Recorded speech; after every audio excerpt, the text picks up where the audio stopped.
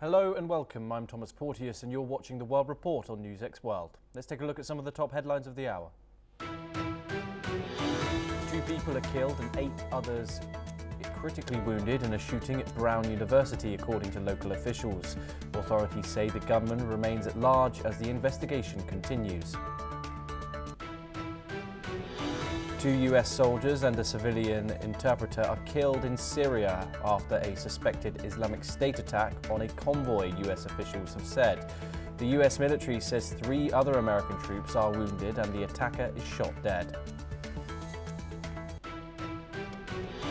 UN Secretary-General Antonio Guterres condemns a horrific drone attack on Bangladeshi peacekeepers in Sudan that kills 6 and wounds 6 others. Guterres warns that such attacks may constitute war crimes and says those responsible must be held accountable. EU Commission President Ursula von der Leyen welcomes the release of Belarusian opposition figures and political prisoners by authorities in Minsk. She says the move should strengthen efforts to free all remaining detainees and keep pressure on Belarus over human rights. Ukrainian President Volodymyr Zelensky says he will meet US and European representatives in Berlin to discuss the fundamentals of peace.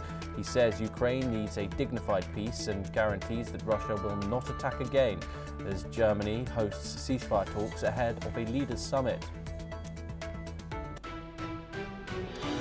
Police clash with youths for a second night in Tunisia's city of Karaoun after a man dies following a police chase, according to his family. The unrest comes as tensions rise ahead of the anniversary of the 2011 revolution and calls for a nationwide strike. Thailand's caretaker Prime Minister says there is no ceasefire with Cambodia and the military will continue operations along the disputed border. The statement comes after calls from Malaysia and a US claim of a truce, which both Thai and Cambodian leaders did not confirm. China's Foreign Minister Wang Yi says Beijing is ready to push its comprehensive strategic partnership with the United Arab Emirates to a higher level. Wang cites aligned development goals and strong economic complementary with talks with the UAE's foreign minister.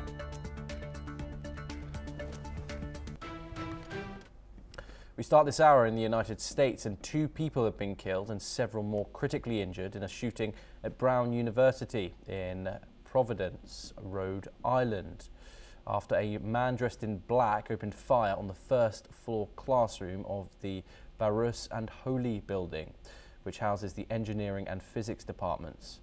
Mayor Brett Smiley says that police are still searching for the shooter who struck at Brown's Barus and Holy Engineering building, where exams were taking place at the time. Let's have a look at what the mayor had to say on the incident. Today is a day that the city of Providence and the state of Rhode Island prayed would never come. We've heard about horrific acts of gun violence and active shooter situations in other places, but not here. But this afternoon at 4 o'clock in the afternoon, we received a call. 4:05 was when the initial call came in to Brown University of a report of an active shooter. I can confirm that there are 2 individuals who have died this afternoon, and there are another 8 in critical status, though stable, at Rhode Island Hospital. Those are the only injuries or casualties that we know at this time. Additionally, we do not have a shooter in custody at this time. There is a shelter in place in effect for the greater Brown University area. If you live on or near Brown's campus, we are encouraging you to stay home and stay inside. If you're not home at this time, we would encourage you not to return to your homes until the shelter in place has been lifted. Brown, Providence, and the FBI are currently in close coordination as they seek to find the shooter or shooters. The shooting took place at the Barris and Holly building, which is a Brown University engineering and physics building. The building contains both classrooms and lab space, too, and so he will be with us at future updates this evening. Meanwhile, US President Donald Trump, as he returned to the White House from the annual Army-Navy football match, says that he'd been briefed on the situation at Brown University, calling the incident a terrible one. Let's listen in to his statement. I've been fully briefed on the Brown University situation, what a terrible thing it is.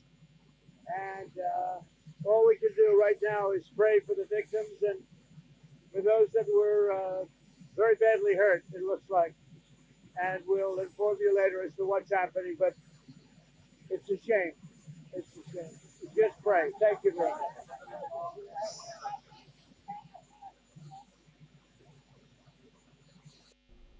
Joining us now is Shruti Dasgupta. She's an international affairs expert and she joins us live from New Delhi. Shruti, as of November the 30th, there were approximately 397 mass shootings nationwide this year. That includes where 4+ people were shot in a single event. This one, however, of course, happened in a place of education. How likely is this incident likely to reignite calls for federal gun reform? Greetings, Thomas. Thank you so much for inviting me. What I understand is that data shows that unfortunately, despite 300+ events, almost, if we include this one, 400 events of mass shootings and injury or death caused by it, that is still a 20-year low for USA.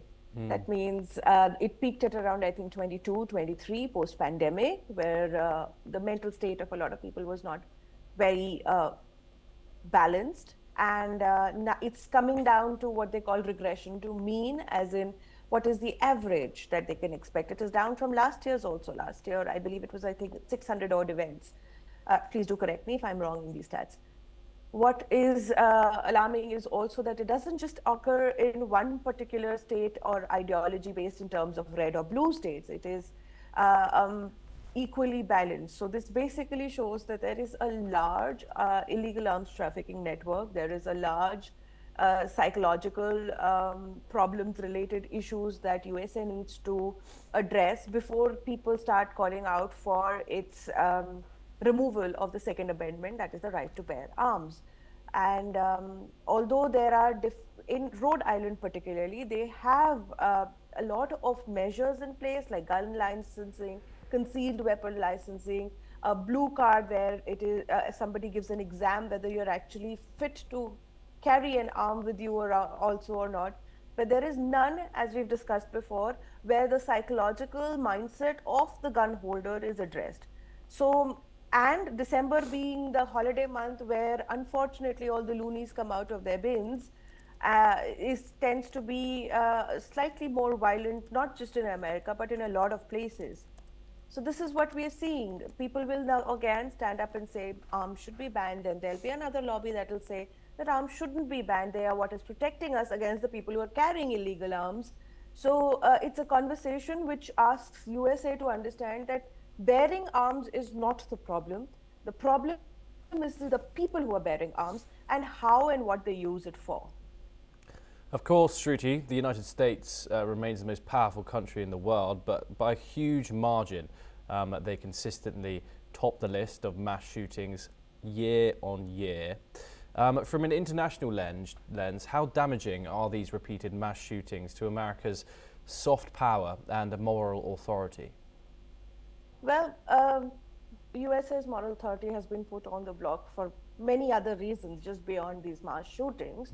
The shooting itself does portray to the international audience that USA is a very violent place. People are easily triggered, and the rights are not that very well protected of other people, as in the people who are not bearing arms.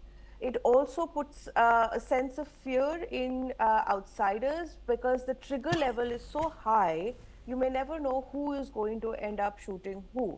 These are not gang violences that are happening. What we're talking about is school violences, in this particular case, a university violence. So people feel a little bit of apprehension while trying to understand why USA behaves the way it does. So overall, US citizens are specifically looked at through a lens of people who are highly unstable in terms of their temper levels, and their violence level is always highly ranked up there. And Trump, of course, we just heard his response. He's called for prayers in regards to this incident. Politically, does that signal restraint or avoidance of the gun control debate? It's very difficult to have a gun control debate because usually it tends to go towards the Second Amendment, for which maybe presidencies can be lost also. So that is not a conversation any politician, blue or red, would want to have.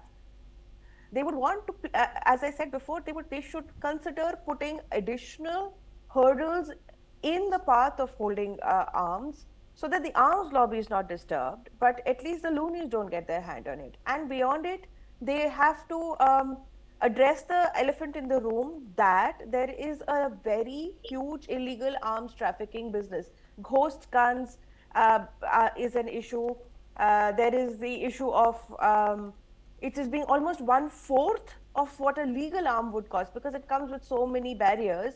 The legal arm, let's say, is about $2,500. An illegal one would be available for 500. So a huge economy runs on illegal arms. That is what they need to address, rather than go after the illegal arms lobby, which of course is going to support the right to hold arms. And Shruti, Brown University, of course, an Ivy League university, the seventh oldest university in the United States. This suspect, of course, now is, however, still at large in the Rhode Island area. What does this say about the response gaps, even in the elite, well-policed university towns, and the preparations that those institutions have for a situation like this, which, of course, as we've said, reoccurs on a frequent basis?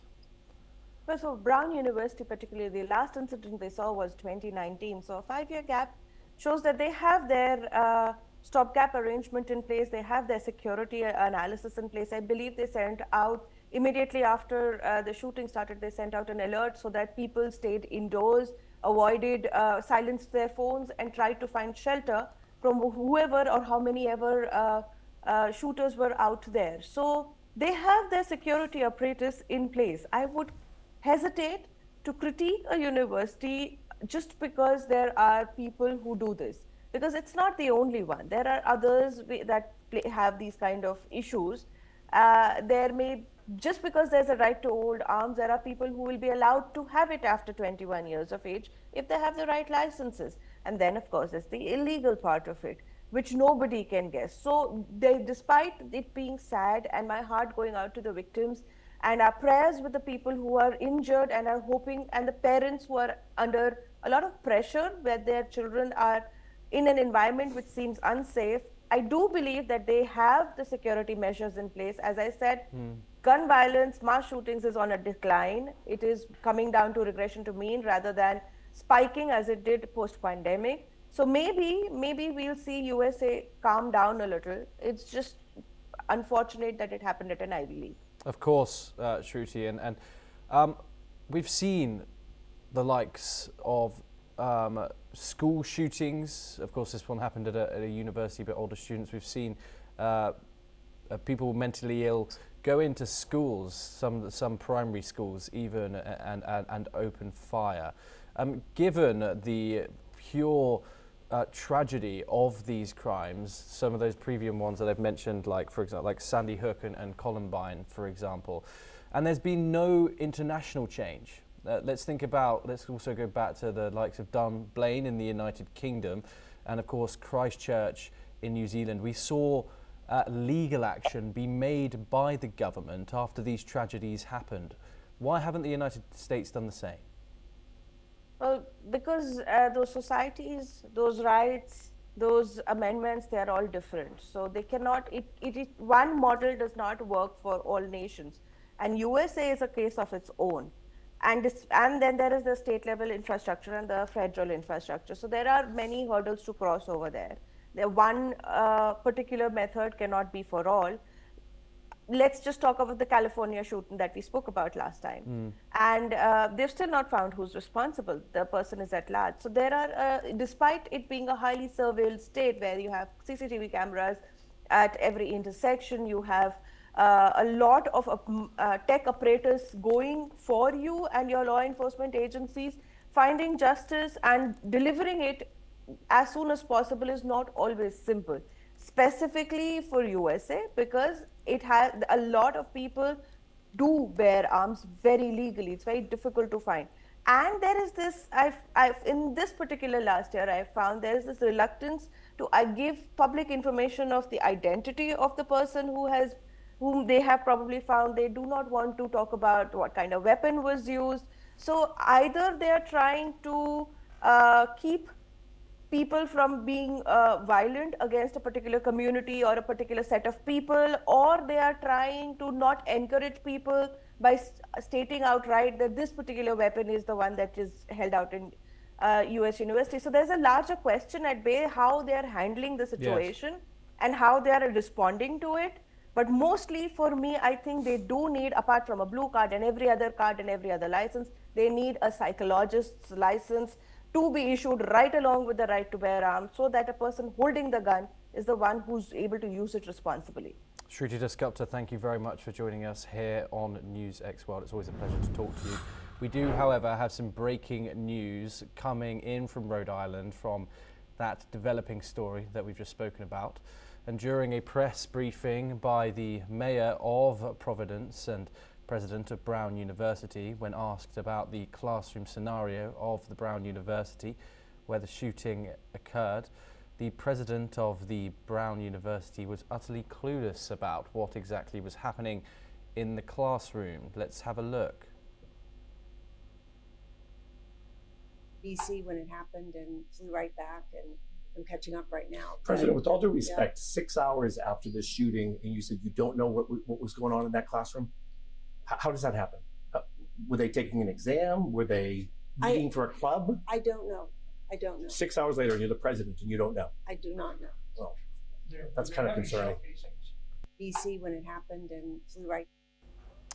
We move on next over to West Asia, and 2 US Army soldiers and a civilian interpreter were killed in an attack linked to the Islamic State in central Syria yesterday. The Pentagon said the incident occurred in the historic town of Palmyra, where US forces were supporting counter-terrorism operations. According to US Central Command, the attack was carried out by a lone gunman while American soldiers were conducting a key leader engagement alongside partner forces. 3 additional US soldiers were wounded. The attacker was killed by partner forces at the scene. US officials said initial assessments indicate Islamic State was likely responsible, though the group has not claimed the attack. Local authorities told Reuters the attacker was a member of the Syrian security forces, though authorities say he held no leadership role. President Donald Trump condemned the attack, while the US military said the names of the fallen soldiers will be released after next of kin notifications are completed. Let's take a listen in. So we mourn the loss of 3 great patriots in Syria. You know how it happened. It was an ambush, terrible. We also have 3 wounded. They seem to be doing pretty well. But we mourn the loss. These are 3 great people. And it's just a terrible thing. Syria, by the way, was fighting along with us. The new president of Syria is, as they told me, and I'm not surprised, he's devastated by what happened. This was an ISIS attack on us and Syria. And again, we mourn the loss, and we pray for them and their parents and their loved ones. Very, very sad. Mr. President, will the U.S. retaliate against ISIS? Yeah, we will. And will the U.S. forces attack again? We're going to be serious. And will the U.S. retaliate? We will retaliate. Thank you very much. We're now joined by Professor Rohan Gunaratne, an international affairs expert, joining us live from Singapore. Professor Gunaratne, thank you very much for joining us. Does this attack confirm that ISIS does in fact remain operational despite years of US-led counter-terrorism operations? Thomas, 10 years ago, ISIS was the world's most strongest terrorist movement, and its HQ, its headquarters was in Syria and Iraq. ISIS still has remnants in Syria and Iraq. And this particular ISIS attack, where Americans were killed, was a direct result of the survival and attempts to revive in Syria and Iraq.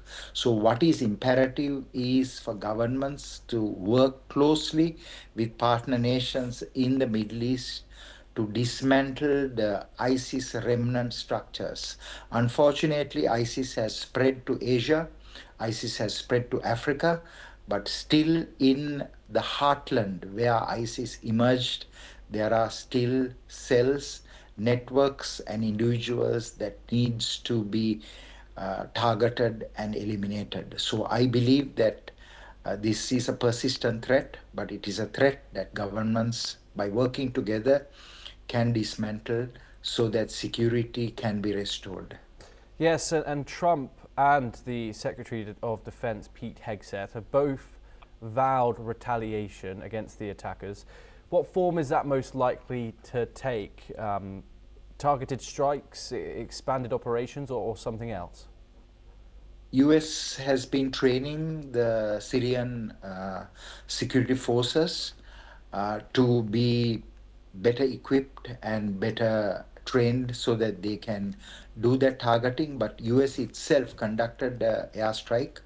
US will continue to unilaterally take action against ISIS remnants, but will also capacitate Syria and other governments to fight back. What is important to understand is that this particular terrorist is suspected that he was a former member of the Syrian regime, and it is very likely true because many people from ISIS have been integrated to the Syrian security forces. So there must be a rehabilitation program to replace their ISIS ideology with a mainstream ideology, and that takes time, it takes effort, but I only hope that the Syrian government will change the jihadist ideology of the members of the Syrian security forces that previously served with Hayat Tahrir al-Sham and with ISIS. And Professor Gunaratne, we've seen the United States remove sanctions on Syria, and we've also seen al-Shara visit the White House, for example. However, of course, there's been sectarian clashes killing hundreds of people, and this is a new escalation when it comes to violence in the country post Bashar al-Assad. How do you think the United States is now looking at this alliance?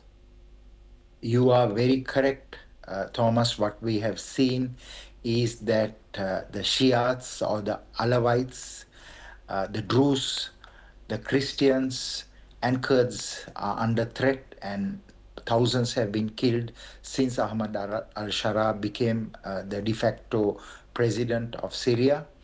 But this is because the ideology of Ahmad al-Shara needs to transform, and he needs to become a secular leader, not espouse religious extremism. He should totally dismantle the idea of having a Sharia law and make sure that it becomes a peaceful nation by bringing religious exclusivism and extremism.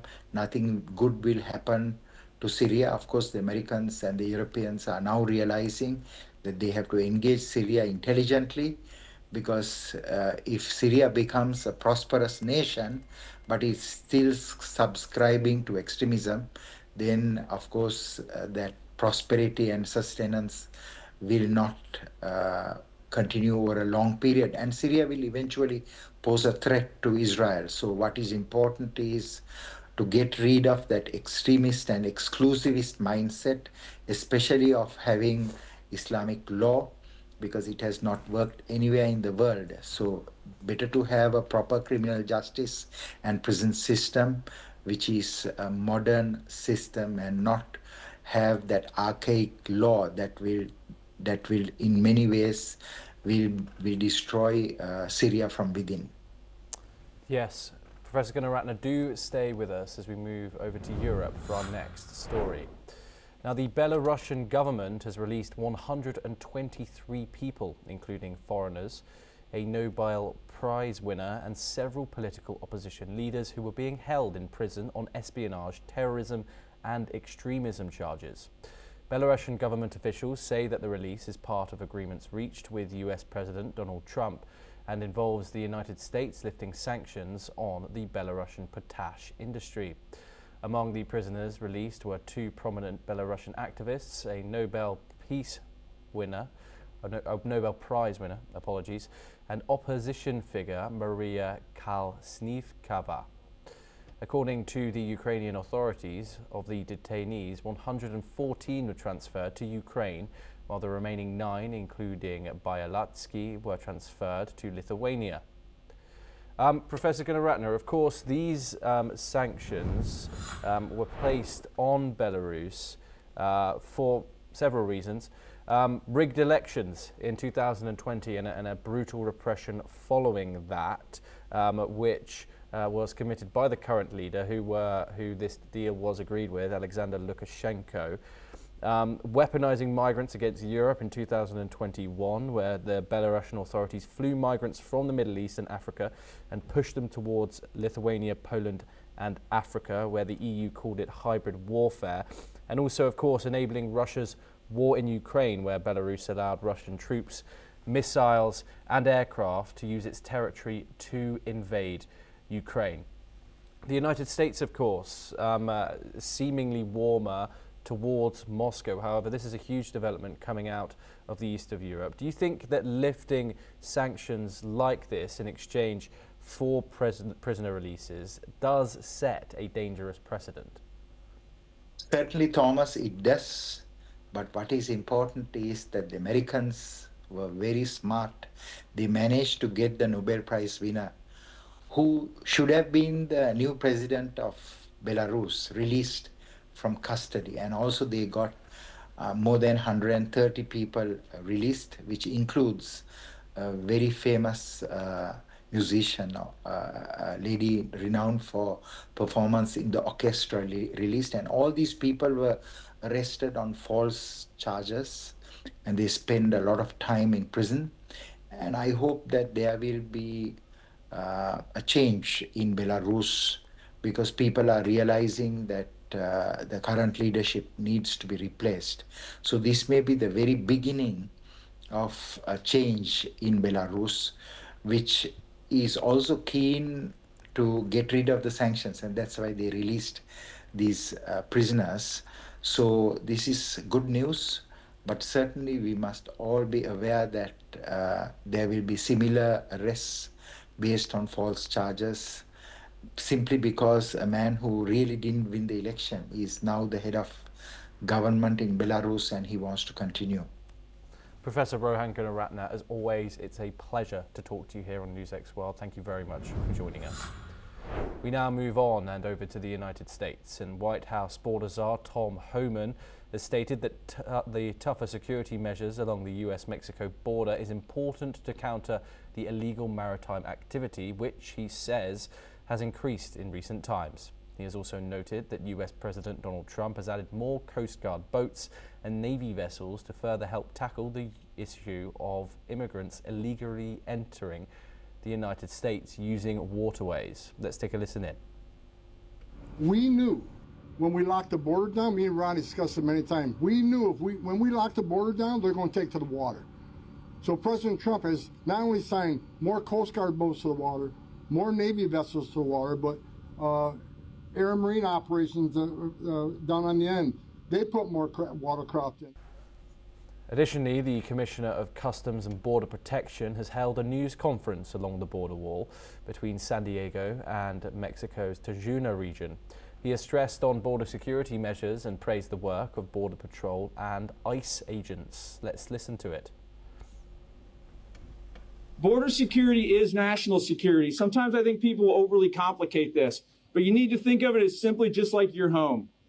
If you cannot identify and control and know who and what goes into your personal home, you have no personal security. And as a nation, if we can't identify people entering our home and then make conscious decisions based on laws that are put in place by Congress, who and what we're going to allow into our home, any conversation about security is a fraud. We now turn over to Latin America, and hundreds of government supporters took to the streets in Caracas on Saturday, protesting the US seizure of a Venezuelan oil tanker in the Caribbean waters. The Venezuelan government has denounced the move as an act of piracy. The demonstrations, held under the slogan "Great National Protests Against Yankee Piracy," were echoed in several cities. Protesters gathered in Caracas, La Vega neighborhood, joined by local officials, including the city's mayor, who accused Washington of attempting to seize Venezuela's natural resources. The United States seized the tanker MT Skipper off Venezuela's coast on Wednesday, just as a court-authorized warrant was set to expire.